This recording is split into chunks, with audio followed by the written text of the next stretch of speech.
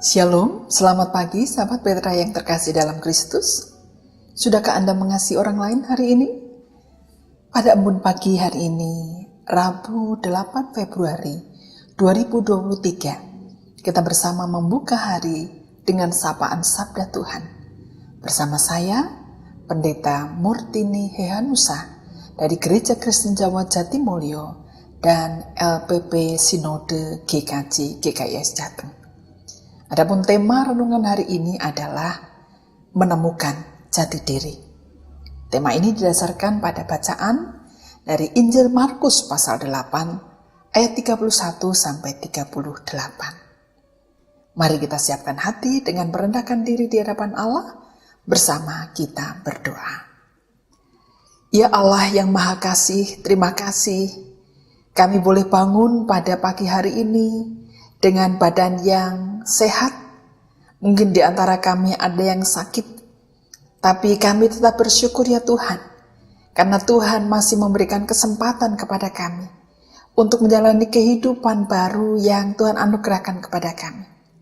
Kami bisa melihat keluarga kami bisa menikmati pagi yang indah, kami bisa menikmati kehidupan ini dalam suka maupun duka. Terima kasih Tuhan untuk semuanya. Terima kasih untuk kesempatan yang masih Engkau anugerahkan bagi kami semua. Dan saat ini Tuhan, kami ingin mengawali hari kami dengan merenungkan firman-Mu.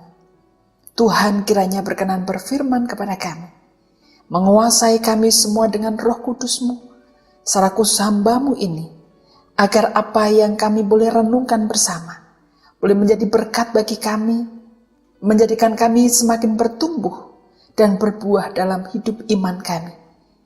Kiranya Tuhan berkenan menolong kami semua, dan biarlah firman-Mu tertabur dalam hati setiap orang yang mendengarkan Radio Petra ini.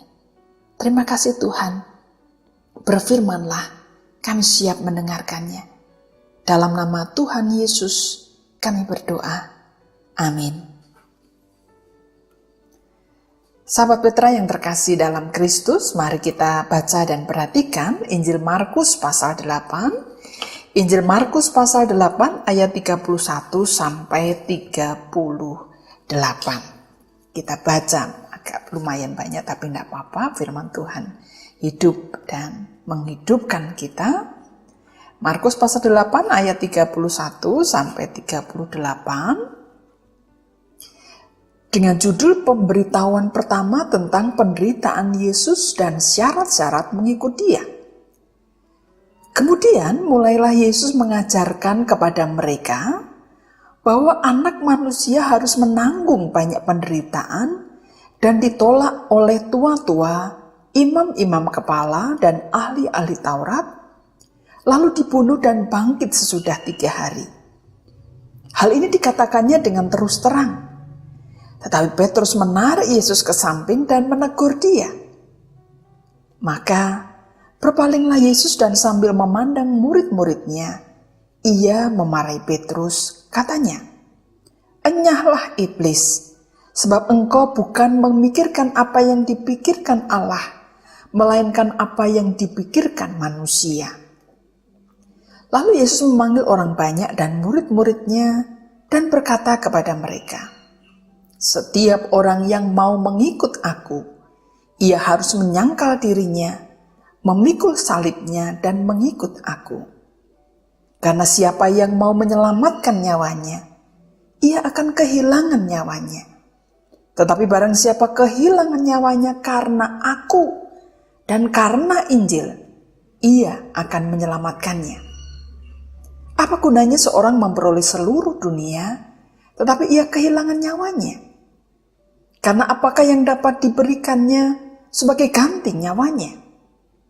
Sebab barang siapa malu karena aku dan karena perkataanku di tengah-tengah angkatan yang tidak setia dan berdosa ini, Anak Manusia pun akan malu karena orang itu apabila ia datang kelak dalam kemuliaan Bapanya diiringi malaikat-malaikat kudus."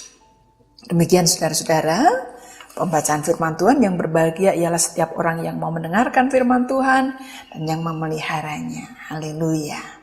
Saudara-saudara yang terkasih, sahabat Petra yang dikasihi Tuhan Yesus Kristus, kalau kita ditanya apa tuh jati diri kita, apa jati diri saudara, apa identitas saudara sebagai orang Kristen? Mungkin kita mengatakan, nah saya orang Kristen, ya orang Kristen gitu. Tapi apa jati diri, identitas Anda yang spesifik sebagai orang Kristen? Karena ada banyak tipe orang Kristen. Ada banyak macam orang Kristen. Ada banyak jenis orang Kristen. Meskipun Kristen, tapi masih ada embel-embelnya. Kristen KTP misalnya, ya. Atau Kristen Natalan. Atau Kristen hanya di mulut saja, hati dan hidupnya tidak. Atau Kristen tapi gila harta, Kristen tapi gila kerja, ada banyak. Jadi kalau bicara tentang jati diri atau identitas diri, ada banyak. Meskipun kita orang Kristen, tapi embel-embelnya bisa banyak. Nah pertanyaannya sekarang, dalam perenungan kita saat ini, kita diajak untuk bertanya. Kita, identitas kita, jati diri kita, orang Kristen yang seperti apa? Nah hari ini saudara-saudara kita diajak untuk mengingat hal yang sangat penting dalam hidup kita. Ayat 35 sebagai ayat nas kita mengatakan, karena siapa yang mau menyelamatkan nyawanya, ia akan kehilangan nyawanya.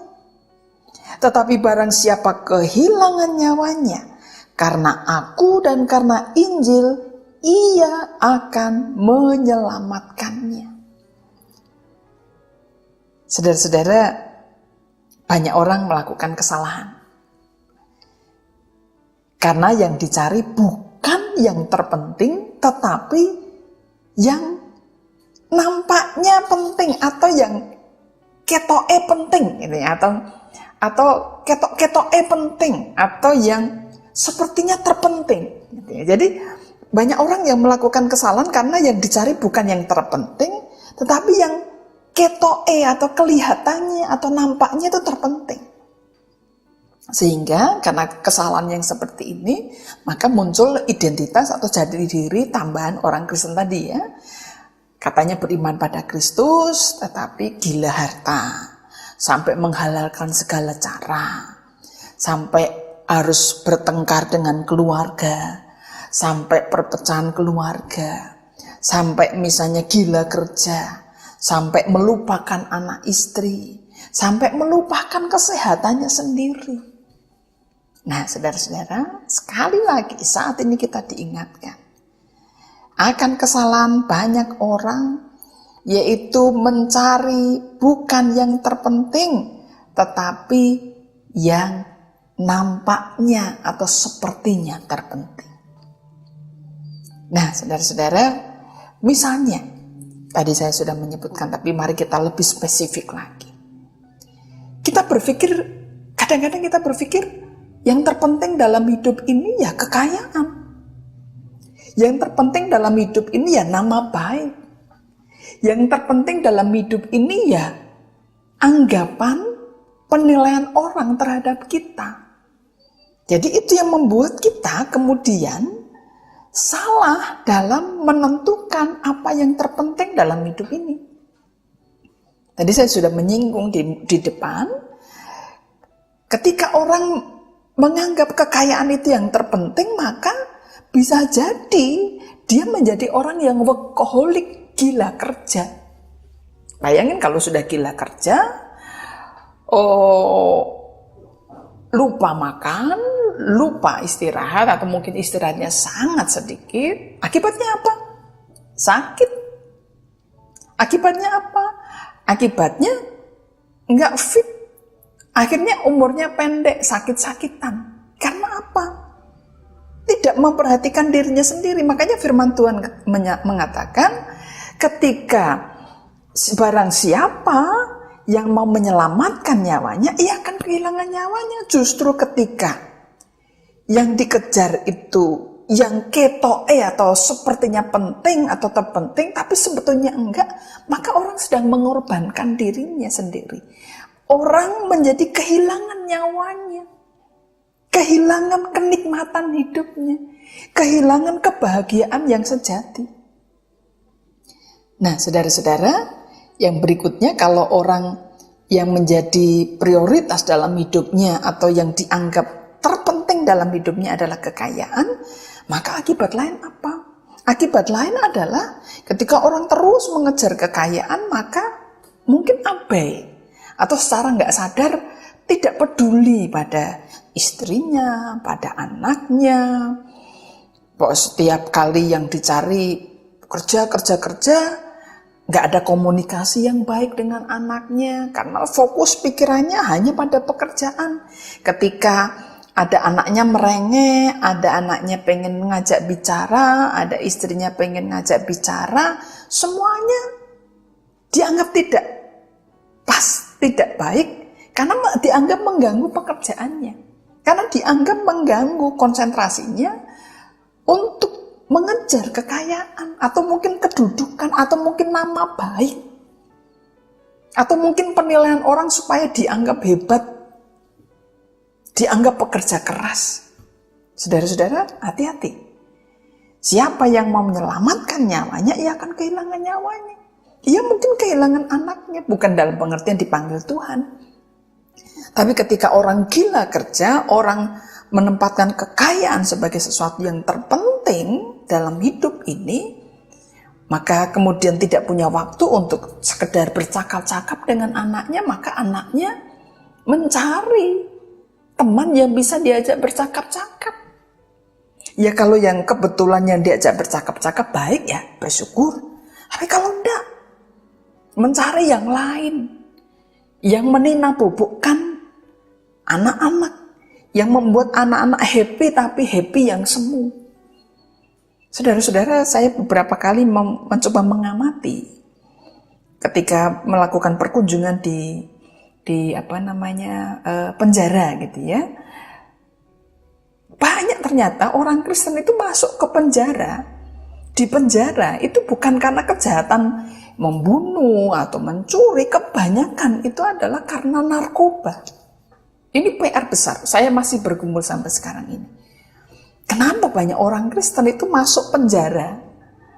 Itu karena narkoba. Entah itu pengguna, entah itu yang kemudian mengedarkan, entah bahkan ada yang bandar. Pertanyaannya, apa yang terjadi? Kenapa semua itu bisa terjadi? Nah, mungkin saat ini kita diajak merenungkan. Semoga kita semua dalam posisi yang baik sehingga keluarga kita juga baik. Tapi kita terus diajak untuk berefleksi, untuk melihat ke dalam diri kita. Benarkah prioritas hidup kita itu yang sudah terbaik? Jangan-jangan ketika kita memprioritaskan kekayaan sebagai yang terpenting, kita mengabaikan anak kita, kurang memberikan kasih sayang pada keluarga kita, pada istri, pada suami. Kita kehilangan sesuatu yang lebih esensial, nyawa. Nyawa itu bukan sekedar lalu hilang nyawa, kita nggak hidup lagi, bukan itu. Orang-orang yang kita kasih adalah nyawa kita, jiwa kita. Sesuatu yang sangat penting yang Tuhan tempatkan dalam hidup kita. Sehingga sesibuk apapun kita, banyak apapun pekerjaan kita, luangkan waktu untuk mendengarkan anak-anak kita, pasangan kita, untuk berbicara dengan mereka, melihat tatapan mata mereka, melihat kebutuhan mereka, mendengarkan dengan sungguh-sungguh apa yang mereka katakan dan mereka rasakan. Sehingga kita tidak melakukan kesalahan dalam menentukan apa yang terpenting dalam hidup ini dan pada akhirnya jatuh pada identitas yang salah. Kita bukan Kristen yang workaholic, bukan, tapi Kristen yang kasih. Karena Kristus mengajarkan kita untuk mengasihi dan memberikan waktu. Kalau kita bicara tentang Tuhan Yesus, luar biasa. Ia selalu memberikan waktu buat orang-orang pada saat itu, buat para muridnya. Di tengah-tengah kesibukannya, Ia selalu memberikan waktu untuk berkomunikasi dengan bapaknya. Ia selalu berkomunikasi dengan bapaknya. Oleh karena itu yang kedua, saudara-saudara, yang ketiga, kalau kita mempunyai prioritas yang terpenting dalam hidup kita itu kekayaan tadi, workaholic, akibatnya pasangan sadar atau tidak terabaikan, tidak mendapatkan perhatian kita, anak kita juga begitu, keluarga kita juga begitu. Yang berikutnya tadi saya juga sudah mengatakan kesehatan kita bahkan tidak kita perhatikan karena kita terlalu terobsesi untuk melakukan sesuatu yang membuat orang mungkin kagum pada kita, entah itu kekayaan, entah itu jabatan atau apapun. Kadang-kadang menggerogoti diri kita sendiri, bahkan tidak peduli pada Tuhan. Hari Minggu harusnya ke gereja, tidak ke gereja. Setiap hari harusnya merenungkan firman Tuhan, kadang-kadang lupa. Saudara-saudara, ketika kita mengejar menjadikan kekayaan sebagai yang terpenting dalam hidup kita akan kehilangan banyak hal. Kehilangan nyawa kita bahkan. Kehilangan orang-orang yang kita kasih meskipun mereka secara fisik ada bersama dengan kita.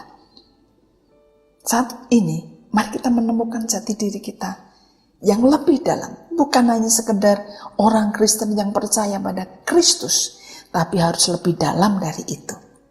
Orang Kristen yang takut akan Tuhan, orang Kristen yang penuh cinta kasih, orang Kristen yang mampu menjaga keseimbangan hidup.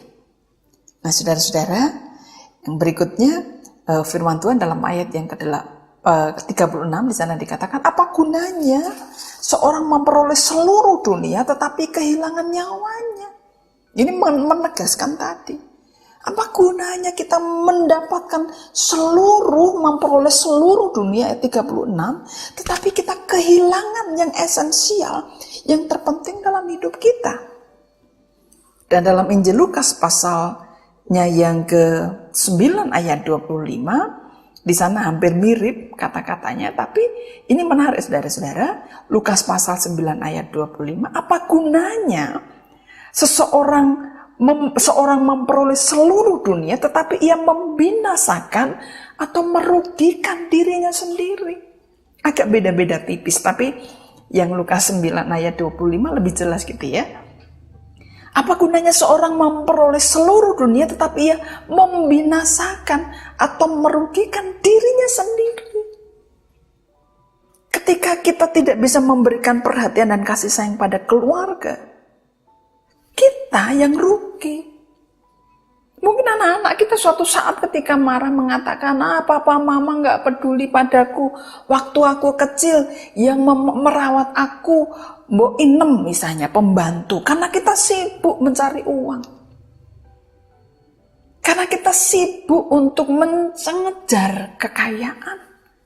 Sehingga anak-anak kita percayakan pada asisten rumah tangga kita. Babysitter. Memang mereka kita bayar, tapi bukan untuk menggantikan kita sebagai orang tua, karena sangat-sangat berbeda. Jangan sampai suatu saat ketika mereka sudah besar, mereka mengatakan kalau kita sudah tua, kita tidak bisa berbuat apa-apa lagi, lalu mungkin mereka tidak peduli pada kita, lalu mereka mengatakan, mama, papa dulu waktu aku masih kecil, aku diserahkan pada pembantu. Mama, papa sibuk sendiri. Saudara-saudara, mungkin di antara kita ada yang sudah lansia dan pernah mengalami itu, melakukan itu. Jangan berkecil hati saudara-saudara, masih ada waktu. Mintalah maaf kepada anak-anak kita. Mungkin ketika kita masih muda, ibu-ibu ya, bapak ibu masih muda,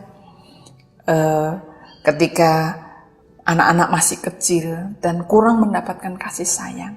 Dan sekarang bapak ibu sudah menjadi lansia, adioswo.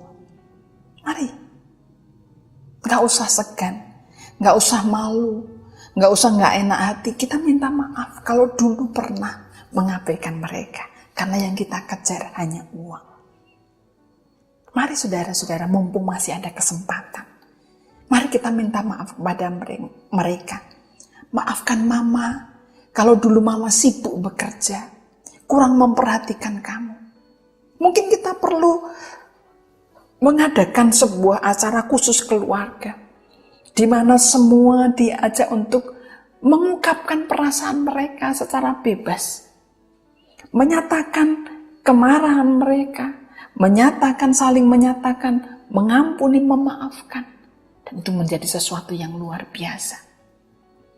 Kita dari situ bisa menemukan jati diri, tidak hanya sebagai seorang person, tapi jati diri sebagai keluarga. Keluarga di mana ada cinta kasih, keluarga di mana Kristus menjadi raja di dalamnya.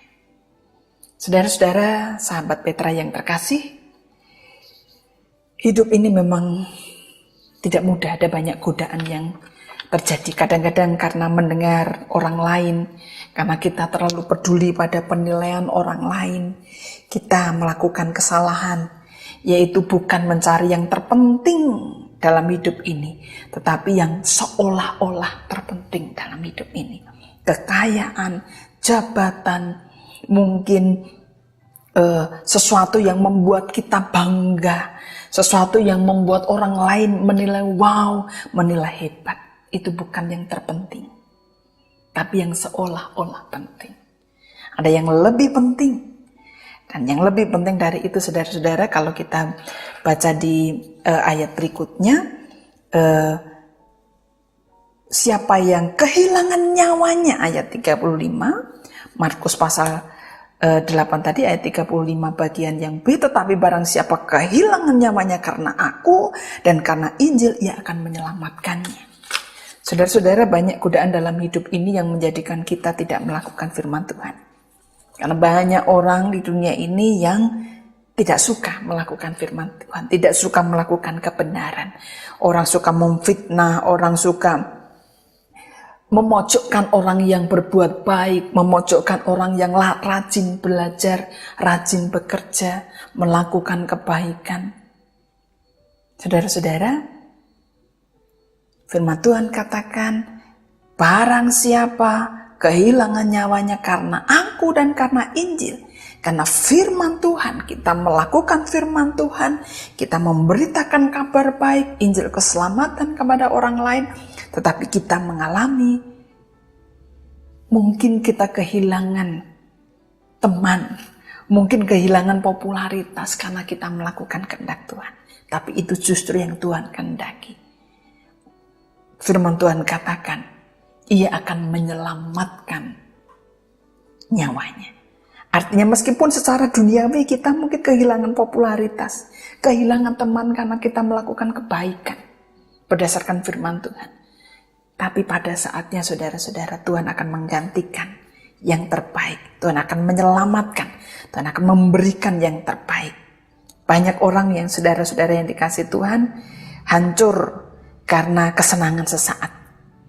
Banyak orang yang meninggalkan Tuhan karena kenikmatan sesaat. Saat ini kita diajak menemukan jati diri sebagai pengikut Kristus, orang Kristen yang berintegritas. Amin. Tuhan memberkati. Mari kita berdoa. Ya Tuhan Allah kami yang maha baik, terima kasih untuk firman yang boleh kami renungkan bersama. Tolonglah kami untuk terus merenungkan hidup kami, berefleksi, menemukan jati diri kami yang bukan hanya sebagai orang Kristen saja, yang percaya pada Tuhan Yesus saja, tapi yang hidup kami juga menampakkan iman kami kepada Tuhan. Kami lemah Tuhan. Oleh karena itu ya Roh Kudus, tolonglah kami, perlengkapi kami, pakai kami, beri kami kekuatan, beri kami kemampuan, beri kami keteguhan hati, komitmen untuk bisa melakukan kehendak Tuhan. Saat ini kami akan mengawali hari kami, melakukan aktivitas kami sepanjang hari ini. Tuhan berkati apapun yang kami lakukan, pekerjaan yang kami lakukan, baik di rumah, di tempat kerja, dimanapun kami berada. Berkati keberadaan kami agar memuliakan Tuhan. Berkati Radio Petra juga, semua yang melayani di Radio Petra, Tuhan berkati. Tuhan berkati Radio Petra agar semakin baik lagi dan memuliakan Tuhan. Dan biarlah semua orang yang mendengarkan Radio Petra merasakan berkat keselamatan yang dari Tuhan. Terima kasih Tuhan untuk firman-Mu. Terima kasih untuk kasih-Mu. Terima kasih untuk berkat-Mu dalam hidup kami. Semuanya ini kami panjatkan dalam nama Tuhan kami, Yesus Kristus, Tuhan dan Juru Selamat kami yang hidup. Amin. Demikian sahabat Petra yang terkasih dalam Kristus, embun pagi hari ini, Rabu 8 Februari 2023. Kiranya sabda Tuhan memberikan hikmat, kekuatan, dan penghiburan bagi kita untuk melewati sepanjang hari ini. Saya Pendeta Murtini Hehanusa dari Gereja Kristen Jawa Jatimulyo dan Lembaga Pembinaan Pengkaderan Sinode, LPP Sinode, mohon diri dan mohon maaf bila ada kata yang kurang berkenan. Sahabat Petra, selamat mengasihi orang lain hari ini. Tuhan Yesus memberkati.